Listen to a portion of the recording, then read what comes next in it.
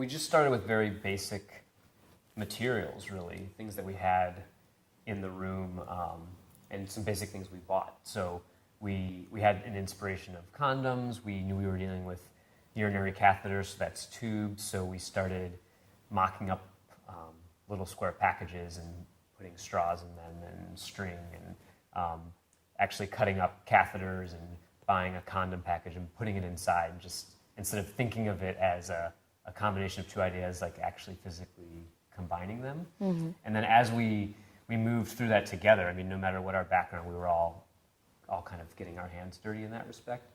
Then we had a better sense of the next level of prototype that we needed, and then we kind of identified who would be best suited to take that part forward.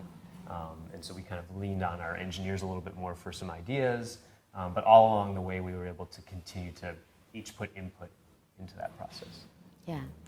I think what's special about it is that you do bring people with a lot of different talents to contribute to the process, but the early stage at the beginning, the prototyping, is something that really everyone can contribute from, his or her ideas and thoughts. And I think that visualizing it really helps us understand better how to use that prototype we came up with, and helps the user relate to it better, compare it to existing solutions he already knows, or think, how would I use this in the future?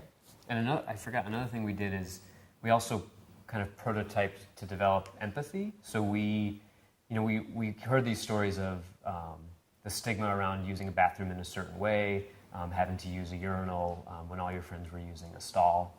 And so we actually we prototyped a male bathroom in a college dorm using whiteboards. We mocked up stalls, and we used some cups and paper and made urinals on the wall, and took turns kind of navigating through that space. Mm-hmm. And we set up a scenario and brought a user in who had no idea what we were doing, was just observing class, and kind of told him, okay, we're going to pretend that you have to go use the stall. I want you to go inside this room over here. And then we played the role of kind of the insensitive, snickering high school students or college students who were making comments while he was in there, and just afterwards asked him, what did it feel like to be using the bathroom when these other people were outside talking about you? So yeah. we tried to prototype the stigma and think about, the flow of a bathroom, which I think in other